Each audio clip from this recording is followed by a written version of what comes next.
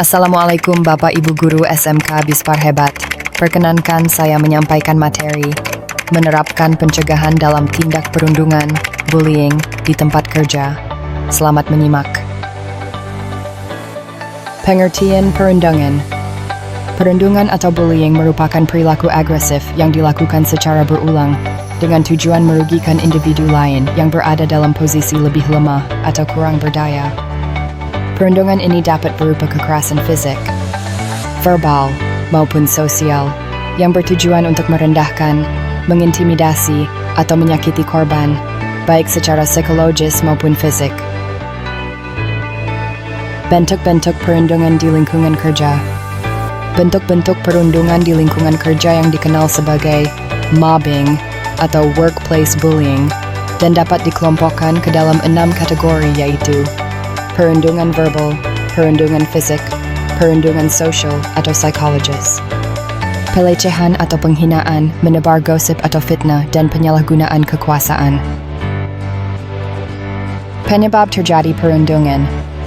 Perundungan, bullying, dapat disebabkan oleh berbagai faktor yang kompleks dan saling berhubungan.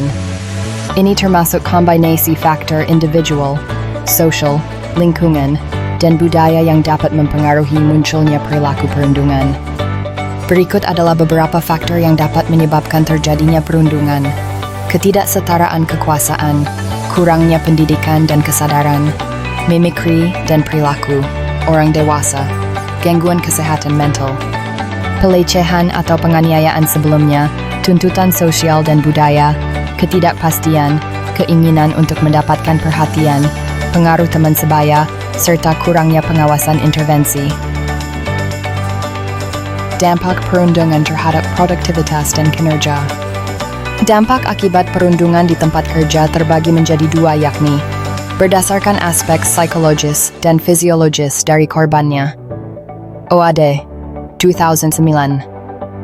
Dampak psikologis korban antara lain merasa tertekan, stres berkepanjangan, kecemasan, terisolasi dan kesepian, penurunan rasa percaya diri, mudah marah, mood yang tidak stabil, rendahnya motivasi, dan depresi.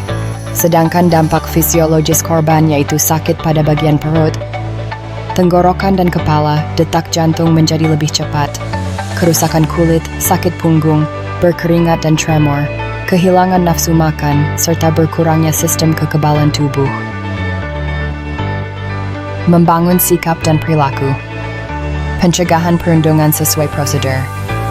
Pencegahan terjadinya segala bentuk perundungan di lingkungan kerja sangat penting untuk menciptakan lingkungan yang sehat, inklusif, dan produktif. Pencegahan perundungan harus menjadi komitmen organisasi yang melibatkan seluruh jajaran manajemen dan karyawan.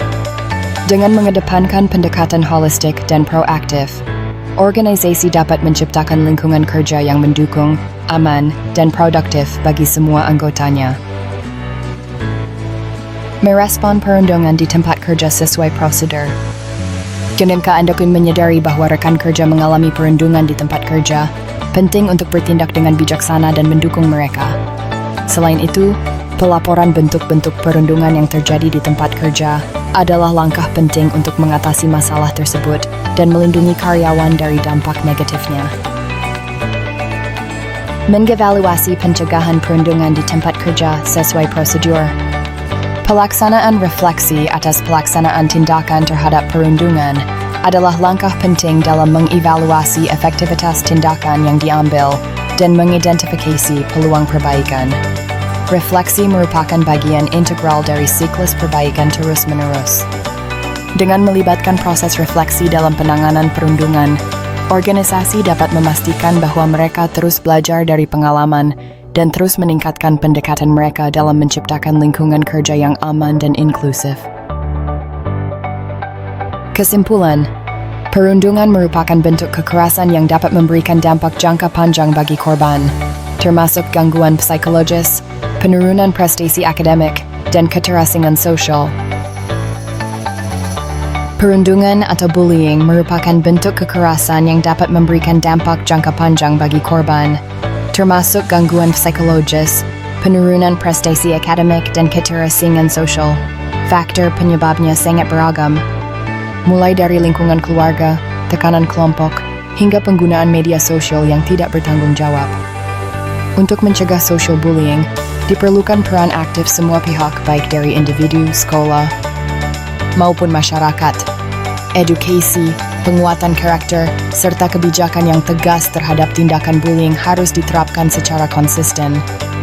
Selain itu, membangun lingkungan yang inklusif dan mendukung merupakan langkah penting dalam menekan angka perundungan sosial. Melalui pembelajaran ini, peserta diharapkan dapat mengenali tanda-tanda bullying, bersikap empati, dan mampu mengambil tindakan yang tepat dalam menghadapi perundungan. Sebagai penutup, saya punya sebuah quote. Jangan biarkan tindakan orang lain menentukan nilai dirimu. Jadilah baik, bahkan ketika dunia tidak baik kepadamu. Salam sukses selalu. Wassalamualaikum warahmatullahi wabarakatuh.